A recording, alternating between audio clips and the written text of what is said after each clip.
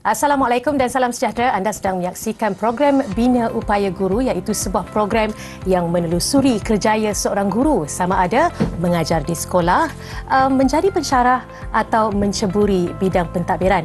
Pastinya program ini memberi inspirasi kepada guru-guru untuk menginjak ke satu tahap yang mereka gemar atau mengikut apa jua minat mereka yang diilhamkan bagi kerjaya seterusnya.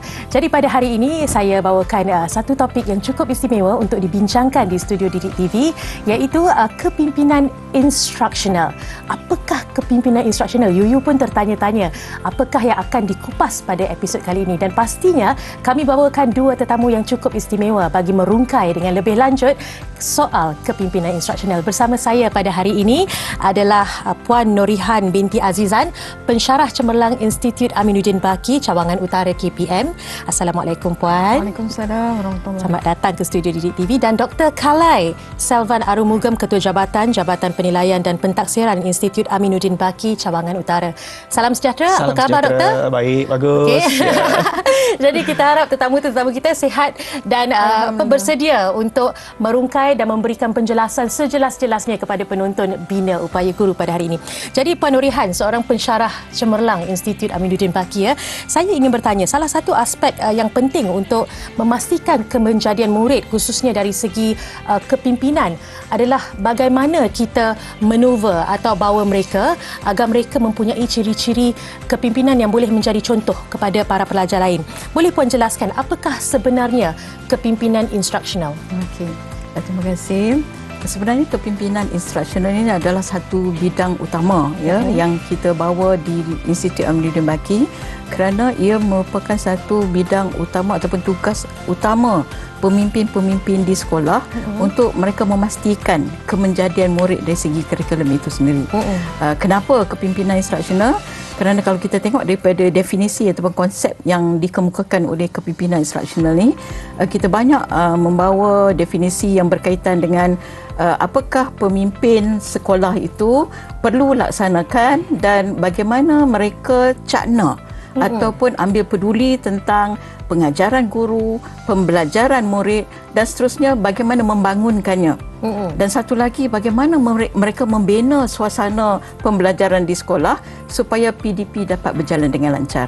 Itu satu definisi yang kita bawa. Tapi satu lagi definisi yang saya agak bermakna juga adalah bagaimana pemimpin sekolah ataupun pemimpin pendidikan itu sendiri menggalakkan inovasi kurikulum dalam kalangan guru ataupun murid-muridnya. Dan dalam hal ini kalau kita tengok bagaimana dia buat perkembangan PDP itu supaya apa yang berlaku di sekolah itu dapat mencapai matlamat ataupun hasrat yang kita inginkan. Jadi kepimpinan instruksional secara tak langsung kalau kita lihat di sini dia berkaitan dengan pengajaran dan pembelajaran. Pengajaran guru, pembelajaran murid itu sendiri.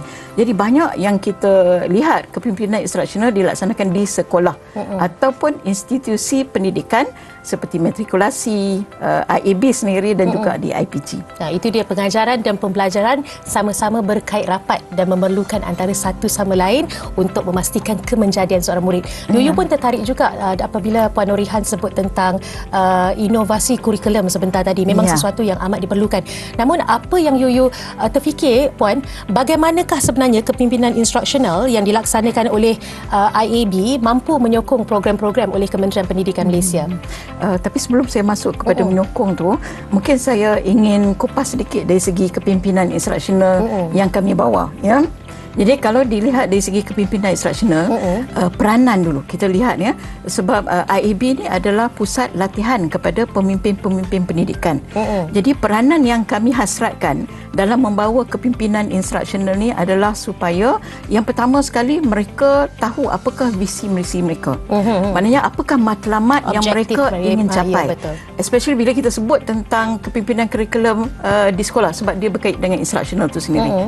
Jadi apabila dia tahu bagaimana apa yang dia nak capai, so dia kena tahu bagaimana dia nak capai. So menterjemahkan kepada tindakan yang boleh dilaksanakan oleh pihak yang berkaitan di sekolah. Itu yang pertama. Peranan yang kedua adalah bagaimana dia menguruskan program instruksional itu sendiri. Dalam hal ini kalau kita lihat dalam nak menyokong tadi bila disebut tentang menyokong program KPM, peranan yang kedua ni sangat berkaitan dengan program-program yang telah diaturkan oleh KPM. Jadi kalau kita lihat program instructional, dia berkait dengan bagaimana dia mengurus, merancang, mengelola, membimbing, menyela dan menilai aktiviti-aktiviti ataupun program-program yang dilaksanakan di sekolah supaya ianya lebih berkesan. Jadi dalam hal ini kalau kita nak pastikan ianya berjalan, maka pemimpin-pemimpin pendidikan khususnya di sekolah itu kena pastikan bahawa guru yang nak melaksanakan tugas itu telah capai ke tahap potensi yang tertentu. Begitu juga apabila dia dah sampai ke tahap potensi yang tertentu, dia pula akan membangunkan potensi murid itu untuk capai ke tahap-tahap yang tertentu. Jadi Puan Nurihan, Yuyu pernah terdengar tentang program TS25. Boleh Puan jelaskan dengan lebih lanjut? Okey. Jadi apabila sebenarnya IAB juga terlibat dalam pelbagai program di peringkat KPM, tetapi program transformasi sekolah 2025 ataupun dalam kita kata yang dikenali sebagai TS25 ini, dia adalah berkaitan dengan kepimpinan instruksional tu kalau kita tengok secara langsung. Jadi kalau dilihat TS25 itu adalah untuk kemenjadian murid dan kualiti sekolah. Dan bila kita kata kualiti sekolah, dia berkaitan dengan pencapaian murid. Selalunya akademik lah yang selalu orang tengok kan. Jadi dia berkaitan dengan instruksional itu sendiri. Betul. Jadi bila ini berlaku, apabila kita nak kemenjadian murid dan kita nampak bahawa keupayaan ini boleh ditingkatkan melalui kepimpinan pengetua, guru besar, pemimpin pertengahan yang ada di sekolah itu, maka bagaimana TS25 ini kita kaitkan dengan program-program kepimpinan instruksional yang IB bawa. Ya. Jadi dalam hal ini satu perkara yang kalau kita lihat dari segi objektif TS25 tu, objektif pertama dia adalah untuk memantapkan kepimpinan pemimpin itu sendiri. Jadi dalam nak memantapkan kepimpinan itu adalah fungsi IB. Jadi fungsi IB adalah untuk memastikan pemimpin pendidikan di KPM dapat ditingkatkan keupayaan dia. Jadi objektif itu sendiri adalah memang berkait rapat dengan IAB. Jadi program-program yang dibawa di IAB, khususnya kepimpinan instruksional tu, kami cuba selarikan dengan pengisian dia supaya apa yang berlaku di bahagian yang lain dan juga apa yang IAB buat, dia diselarikan. Itu dia. Sudah mempunyai ciri-ciri kepimpinan tetapi perlu diperkasakan lagi kepimpinan yang telah dimiliki. Ada banyak lagi soalan. Saya pun nak ajukan soalan kepada Dr. Kalai. Kita berhenti berehat seketika. Jangan ke mana-mana, kembali lagi selepas ini di TV KPM.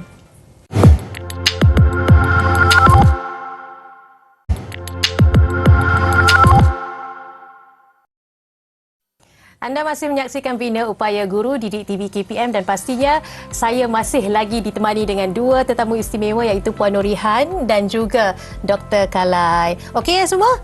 Okey lagi. Okey. Baik, kita akan teruskan perbincangan kita soal kepimpinan instruksional pada hari ini. Saya mahu ajukan soalan kepada Dr. Kalai. Saya simpan sebenarnya soalan untuk Dr. Kalai sebentar tadi. Baik doktor, saya difahamkan untuk merealisasikan sesuatu pelaksanaan, kita memerlukan satu model atau kerangka yang baik. Jadi dalam konteks kepimpinan instruksional, bolehkah doktor terangkan apakah model atau kerangka yang digunakan bagi mencapai matlamat kepimpinan instruksional? Okey, baik, terima kasih. Okey, kalau kita tengok dari segi pelaksanaan sesuatu program ataupun dasar di sekolah ya, kita memang tidak lari daripada model. Sama jugalah untuk kepimpinan instruksional ni, kita gunakan model Hellinger. Tapi apabila kita menggunakan model Hellinger ini, kita dapati ada beberapa perubahan yang perlu kita lakukan di peringkat sekolah. Sebab Malaysia ni biasalah kan, kita berbeza sikit daripada negara-negara lain. Jadi dalam konteks itu, kita memang perlukan penambahbaikan ataupun adaptasi yang sesuai di konteks sekolah di Malaysia. Jadi kami tidak lari sebenarnya daripada model Hellinger, cuma kami telah adaptasikan model ini.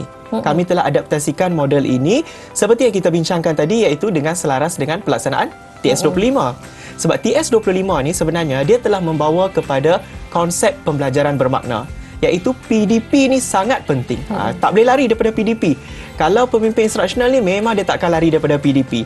Jadi kerangka yang kami cuba adaptasikan dan perkenalkan ini adalah selari dengan program yang diperkenalkan di peringkat kementerian, iaitu TS25, iaitu yang utamanya adalah untuk membawa kepada pembelajaran bermakna. Jadi Dr. Yuyu tertanya-tanya juga, bagaimanakah kerangka yang disebut oleh doktor sebentar tadi boleh kita kaitkan dengan pelaksanaan kepimpinan instruksional khususnya di peringkat sekolah? Okey, kalau kita tengok dari segi model kepimpinan instruksional yang diperkenalkan oleh Hellinger, okey, dan apa yang kita telah ubah suai di sini sedikit ialah sebenarnya kita tak ubah suai pun. Kita cuma adaptasikan saja.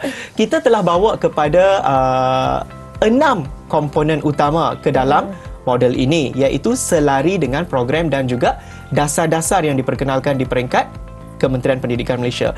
Iaitu 6 komponen yang diperkenalkan, yang satunya ialah pembelajaran positif. Okey. Dia berbeza dengan sistem yang kondusif. Kalau kita tengok sekarang KPM banyak memberi penekanan kepada pembelajaran yang positif, iaitu pembelajaran yang menyeronokkan. Kita tak mau lagi kata suasana tu kondusif dari segi fizikal saja. Tak mahu one way street kan, mesti ada interaksi. Mesti ada interaksi. So interaksi itu yang kita cuba nak implementasikan melalui pembelajaran yang positif. Okey.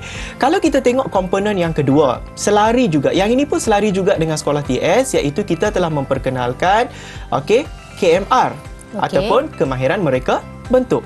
Okey.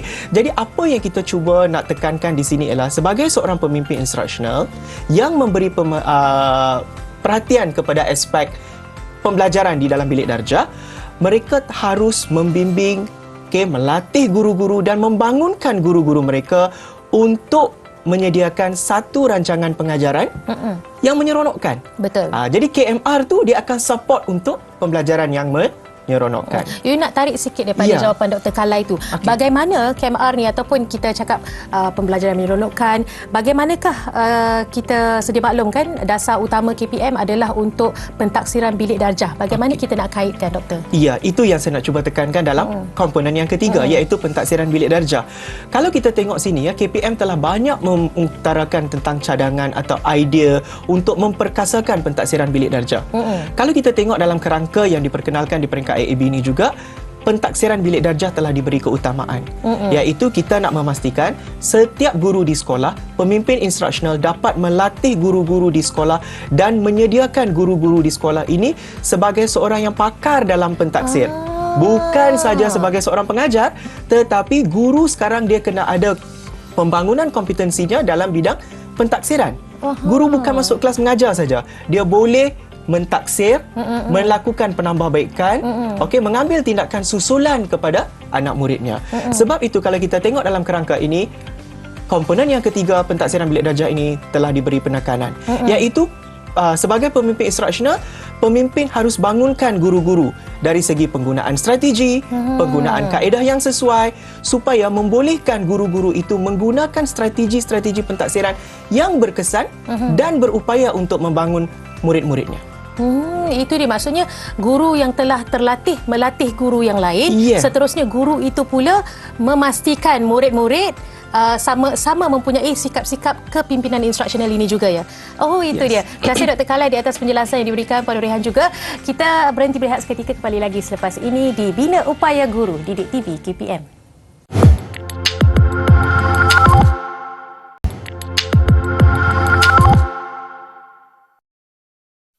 Anda masih menyaksikan Bina Upaya Guru Didik TV KPM dan pastinya saya masih lagi ditemani dengan dua tetamu istimewa iaitu Puan Nurihan dan juga Dr. Kalai. Okey ya semua? Okey lagi. Baik, kita akan teruskan perbincangan kita soal kepimpinan instruksional pada hari ini. Saya mahu ajukan soalan kepada Dr. Kalai. Saya simpan sebenarnya soalan untuk Dr. Kalai sebentar tadi. Baik Doktor, saya difahamkan untuk merealisasikan sesuatu pelaksanaan, kita memerlukan satu model atau kerangka yang baik. Jadi dalam konteks kepimpinan instruksional, bolehkah Doktor terangkan apakah model atau kerangka yang digunakan bagi mencapai matlamat kepimpinan instruksional? Okey, baik, terima kasih. Okey, kalau kita tengok dari segi pelaksanaan sesuatu program ataupun dasar di sekolah kita memang tidak lari daripada model. Sama jugalah untuk kepimpinan instruksional ni, kita gunakan model Hellinger. Tapi apabila kita menggunakan model Hellinger ini, kita dapati ada beberapa perubahan yang perlu kita lakukan di peringkat sekolah. Sebab Malaysia ni biasalah kan, kita berbeza sikit daripada negara-negara lain.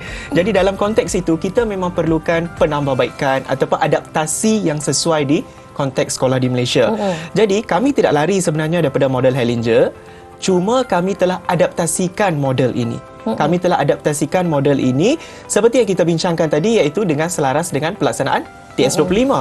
Sebab TS25 ni sebenarnya dia telah membawa kepada konsep pembelajaran bermakna, iaitu PDP ni sangat penting. Tak boleh lari daripada PDP. Kalau pemimpin instruksional ni memang dia takkan lari daripada PDP. Jadi, kerangka yang kami cuba adaptasikan dan perkenalkan ini adalah selari dengan program yang diperkenalkan di peringkat kementerian, iaitu TS25, iaitu yang utamanya adalah untuk membawa kepada pembelajaran bermakna. Jadi Dr. Yuyu tertanya-tanya juga bagaimanakah kerangka yang disebut oleh doktor sebentar tadi boleh kita kaitkan dengan pelaksanaan kepimpinan instruksional khususnya di peringkat sekolah? Okey, kalau kita tengok dari segi model kepimpinan instruksional yang diperkenalkan oleh Hellinger, okey, dan apa yang kita telah ubah suai di sini sedikit ialah sebenarnya kita tak ubah suai pun. Kita cuma adaptasikan saja. Kita telah bawa kepada 6 komponen utama ke dalam model ini, iaitu selari dengan program dan juga dasar-dasar yang diperkenalkan di peringkat Kementerian Pendidikan Malaysia. Iaitu 6 komponen yang diperkenalkan, yang satunya ialah pembelajaran positif. Okey. Dia berbeza dengan sistem yang kondusif. Kalau kita tengok sekarang KPM banyak memberi penekanan kepada pembelajaran yang positif, iaitu pembelajaran yang menyeronokkan. Kita tak mau lagi kata suasana tu kondusif dari segi fizikal saja. Tak mau one way street kan, mesti ada interaksi. Mesti ada interaksi. So interaksi itu yang kita cuba nak implementasikan melalui pembelajaran yang positif. Okey.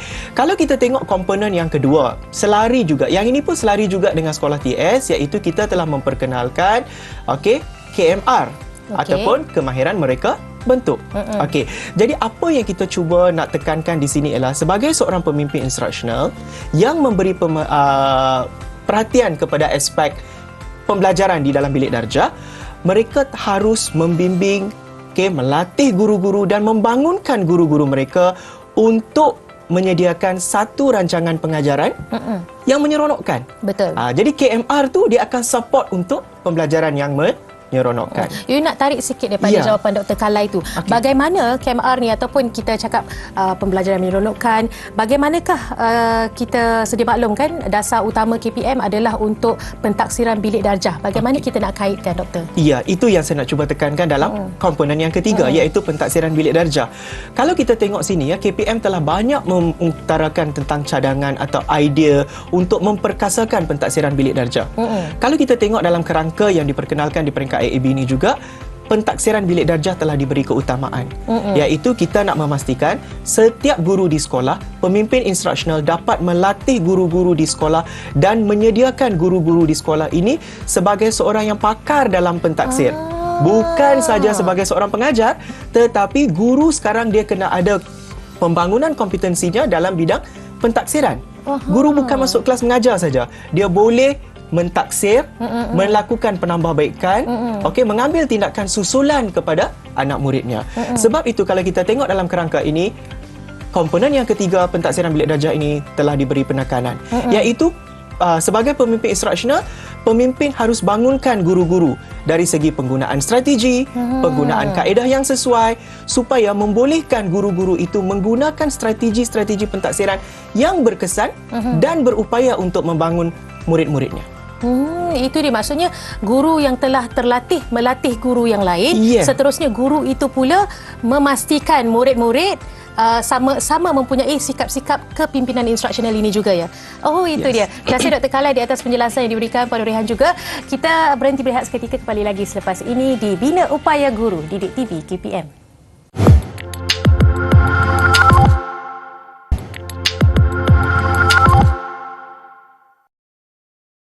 Kembali lagi bersama Didik TV KPM dalam program Bina Upaya Guru. Jadi sebentar tadi kita telah pun mendengar bahawa Dr. Kalai sebut 6 komponen dalam kerangka pelaksanaan kepimpinan instruksional. 3 telah disentuh, 3 lagi belum disentuh. Dr. Kalai secara ringkas berhubung 3 lagi komponen. Okey, kalau yang komponen yang seterusnya ialah berkaitan dengan pendekatan strategi pengajaran bermakna, iaitu apa-apa pun sebagai seorang pemimpin instruksional sentiasa kena beri pendedahan kepada guru-guru tentang strategi-strategi pengajaran yang terkini dengan menggunakan teknologi. Dan yang seterusnya adalah komponen yang berkaitan dengan pemantauan dan bimbingan instruksional, iaitu sebagai seorang pemimpin instruksional, walaupun guru-guru ini mempunyai kepakaran, walaupun guru-guru ini mempunyai keupayaan mereka masing-masing, namun keupayaan mereka harus dibangunkan. Okey. Dan yang terakhir sekali adalah berkaitan dengan pelibatan ibu bapa dan komuniti. Kita tidak boleh terlepaskan ibu bapa dan komuniti. Jadi di sini memang jelas, walaupun pemimpin di sekolah memainkan peranan mereka tersendiri, namun ibu bapa dan komuniti juga harus memberi sokongan untuk merealisasikan pelaksanaan kepimpinan instruksional di peringkat sekolah. Oh, itu dia jelas kan Dr. Kalai katakan. Tidak boleh mengatakan bahawa pendidikan adalah di bahu guru semata-mata, tetapi keluarga dan masyarakat juga perlu memainkan peranan. Betul. Okey, jadi seterusnya you nak tanya apakah aktiviti yang dilaksanakan oleh IAB khususnya dalam bidang kepimpinan instruksional untuk membangunkan keupayaan pemimpin ni, Puan? Okey, terima kasih. Sebenarnya bila kita tengok fungsi IAB sendiri adalah untuk mengupayakan pemimpin pendidikan, khususnya bila kita sebut kepimpinan instruksional pemimpin sekolah. Jadi bagaimana kita nak bangunkan keupayaan mereka dari segi pengetahuan dan kemahiran, maka fungsi yang pertama yang dilaksanakan oleh IAB adalah latihan itu sendiri. Jadi latihan kita bangunkan ataupun membina modul yang bersesuaian, dan kemudian pemimpin pendidikan yang terpilih itu akan datang untuk mengikutinya. Dan latihan-latihan yang dilaksanakan menggunakan pendekatan yang terkini, dan pengisian modulnya adalah mengikut apa yang telah dilaksanakan oleh KPM itu sendiri. Selain daripada itu, kita juga banyak sekarang ni menekankan tentang coaching ataupun bimbingan kepada pemimpin itu sendiri. Dalam hal coaching, kalau kita tengok sekarang ni, kita ada satu aplikasi dalam laman web IAB iaitu Cosmic, iaitu bagaimana kita membantu pemimpin pendidikan dalam membangunkan sekolah masing-masing. Mereka boleh isi memohon melalui Cosmic dan memilih pensyarah-pensyarah yang mempunyai bidang kepakaran yang tertentu untuk membantu mereka. Jadi itu satu dalam bidang kepimpinan instruksional. Selain daripada itu, kita ada penulisan, penyelidikan yang memberi artikel-artikel bermakna, dan pemimpin pendidikan boleh menggunakan artikel ini untuk melihat apakah perkembangan terkini dan apakah yang boleh mereka buat di sekolah. Dan selain daripada itu, satu yang dinanti-nantikan juga ramai oleh pemimpin pendidikan adalah perkongsian yang kami selalu bawa, terutamanya dari segi kolokium. Dan mutakhir ini kita banyak buat kolokium secara dalam talian, ya. Jadi kalau kita lihat, kolokium ini berkongsi tentang amalan-amalan terbaik pengetua, guru besar dan juga pemimpin-pemimpin pendidikan, dan mereka boleh berkongsi apakah yang boleh dilaksanakan di sekolah oleh pelbagai pihak ataupun pelbagai lapisan. Jadi dengan pelbagai inisiatif baik yang dilaksanakan oleh IAB, bagaimanakah pihak-pihak lain juga boleh turut memainkan peranan untuk memastikan kesinambungan program ini khususnya, dan juga pihak sekolah sendiri bagaimana? Okey, kalau kita tengok dari segi kesinambungan program-program ini, kita nampak jelas maksudnya KPM ini, bahagian-bahagian yang terlibat ni tidak boleh terpisah. Maksudnya untuk merealisasikan setiap program yang diperkenalkan di peringkat KPM ini, IAB, IPG, JPN, PPD sentiasa kena memberi kerjasama yang baik untuk membolehkan apa yang kita hasratkan di peringkat KPM ini dapat dicapai dan direalisasikan di peringkat sekolah nanti. Yuyu ada terdengar juga tentang rakan-rakan elit. Boleh doktor terangkan dengan lebih lanjut? Okey, rakan elit ini dia adalah lebih kepada program TS25, iaitu kunjung bantu untuk membimbing. Seperti yang Puan Norehan terangkan tadi, kita banyak memberi bimbingan, kita banyak memberi coaching kepada pemimpin-pemimpin sekolah. Jadi dalam konteks ini, rakan elit ini merupakan orang atau individu-individu yang akan membantu pemimpin sekolah. Contohnya kita ada pensyarah daripada IAB, pensyarah daripada IPG, SISC, SIP. Mereka ini adalah kumpulan-kumpulan yang sentiasa akan memberi bimbingan kepada pihak sekolah. Oh, itu dia. Maksudnya itulah kepentingan sekarang ni, jangan hanya orang kata rigid kepada satu perkara saja iaitu mengajar, tetapi perlu juga membina keupayaan kepimpinan instruksional. Sedikit daripada Puan Norehan dan Dr. Kalai berhubung topik pada hari ini. Puan? Okey, jadi saya berharaplah pelbagai pihak yang ada di KPM dan juga komuniti seterusnya dapat membantu pihak IAB dalam melaksanakan aktiviti-aktiviti supaya kita dapat capai PNP yang berkesan tadi. Itu dia, Dr. Kalai. Ya, sama juga harapan saya adalah untuk membolehkan kita merealisasikanlah. PDP ini sangat penting. Jadi, apa-apa pun kita bagilah tumpuan utama kepada proses pengajaran dan pembelajaran di dalam bilik darjah.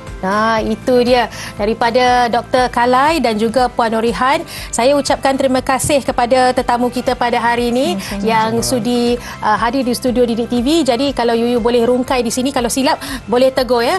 Sedikit rumusan berkenaan apa yang kita bincangkan pada hari ini. Kepimpinan instruksional ini memerlukan coaching, iaitu seorang pendidik mendidik pendidik yang lain agar ianya sampai untuk menjadi ataupun membina murid-murid yang mempunyai keupayaan kepimpinan, seterusnya menabur jasa dan bakti kepada masyarakat kelak, insya-Allah. Dan lagi satu, Dr. Kalai, kalau saya boleh sebut tentang 6 komponen penting sebentar tadi, yang terakhir sekali Yuyu cukup berminat, iaitu jangan meletakkan tanggungjawab ini kepada bahu pendidik semata-mata, sebaliknya keluarga dan juga masyarakat memainkan peranan yang amat penting. Dalam konteks ini kita tahu bahawa ada satu konsep yang dipanggil quadruple helix yang memerlukan pelbagai peranan pihak seperti masyarakat, komuniti, keluarga, tenaga pengajar dan juga kerajaan sendiri untuk bersama-sama memastikan kemenjadian murid. Itu saja topik kita pada hari ini, kemenjadian kepimpinan instruksional. Saya nak ucapkan terima kasih kepada Dr. Kalai kerana sudi hadir pada hari ini. Saya ucapkan terima kasih kepada Puan Nurihan, pensyarah cemerlang kita yang sudi hadir pada hari ini. Saya kira kita akan berjumpa lagi di episod akan datang dalam Bina Upaya Guru Didik TV KPM. Assalamualaikum dan salam hormat.